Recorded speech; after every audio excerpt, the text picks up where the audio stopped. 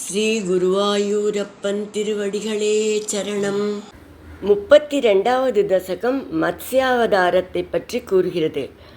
ஹயக்ரீவன் என்ற அரக்கன் வேதங்களை அபகரித்து கொண்டு சென்று விட்டான். அவனிடமிருந்து வேதங்களை மீட்டு கொடுப்பதற்காகவும் சத்யவிரத மகரிஷிக்கு குருவாக இருந்து உபதேசம் செய்வதற்காகவும் பகவான் மீனாக அவதாரம் செய்தார். 10 அவதாரங்களில் மத்ஸ்யாவதாரம் முதல் அவதாரம். ஆனால் 25வது தசகத்தில் நரசிம்ம அவதாரத்தையும் 30வது தசகத்தில் வாமன அவதாரத்தையும் விளக்கிவிட்டு 32வது தசகத்தில் தான் மத்ஸ்யாவதாரத்தை பற்றி பட்டதிரிகள் கூறுகிறார்.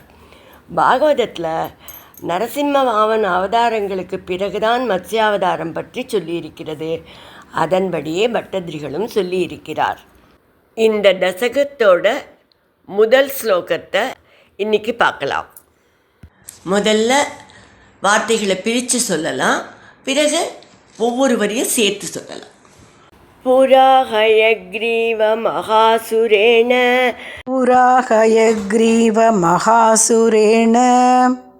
षष्टान्तरान्दोद्यतकाण्डकल्पे निद्रोन्मुखब्रह्ममुखाद्कृतेषु वेदेष्वदित्स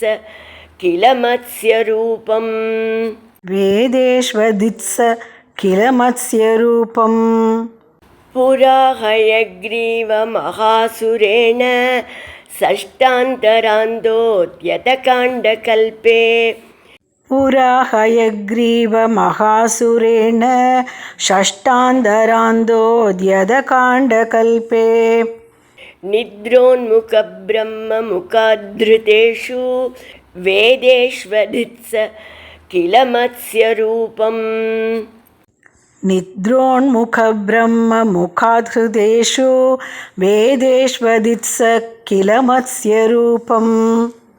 இப்போ நாம் இந்த ஸ்லோகத்தோட வார்த்தைகளை பிரித்து அர்த்தங்களை பார்க்கலாம்.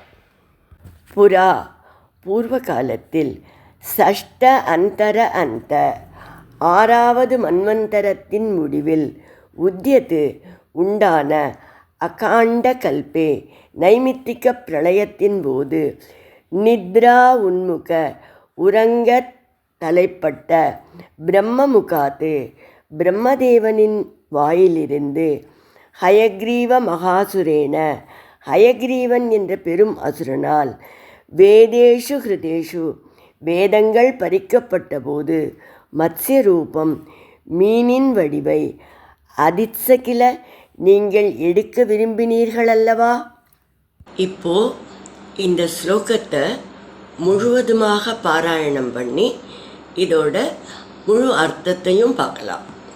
புரா ஹயக்ரீவ மகாசுரேண षष्टान्तरान्दोद्यतकाण्डकल्पे निद्रोन्मुखब्रह्ममुखाद्धृतेषु वेदेष्वदित्स किल मत्स्यरूपम्. இப்போ நடந்து கொண்டிருக்கிறது வைவஸ்வத மனு. இந்த வைவஸ்வத மனு இந்த கல்பத்தோட 7வது மன்வந்தரம். இதற்கு முந்தைய கல்பத்துக்கு பேர் சாக்ஷுஷ மனு. அந்த மனுவோட ஆட்சி காலத்தில் தான் மத்ஸ்யாவதாரம் நடந்தது. அதனால் புரா முன்பு அப்படின்னு சொல்லி பட்டதிரிகள் ஆரம்பிக்கிறார். 6வது மன்வந்தரத்தோட முடிவில் நைமித்திக பிரளயம் ஏற்பட்டது. அப்போது பிரம்மா தூங்க முற்பட்ட போது, ஹயக்ரீவன் என்ற அசுரன் வேதங்களை கவர்ந்து கொண்டு சென்றான். இந்த இடத்துல ஒரு விஷயம் நம்ம புரிஞ்சுக்கணும். வேதங்கள் இப்போ தான் இந்த கலியுகத்தில் தான் எழுதப்பட்டு புஸ்தகமாக வச்சு அப்படியெல்லாம் படிக்கிறோம். இதற்கு முன்னால் அந்த மாதிரியெல்லாம் கிடையாது. ஓலைச்சுவடி புத்தகம் போன்ற வடிவத்திலெல்லாம் அந்த காலத்தில் இல்லை. வேதங்கள் ஸ்ருதின்னு சொல்லப்படுறது. குரு சொல்வதை காதால் கேட்டு மட்டும்தான் கற்றுக்கொள்ள வேண்டும். பிரம்மாவோட 4 முகத்திலிருந்தும் எப்போதும் வேதங்கள் வெளிப்பட்டு கொண்டே இருக்கும்.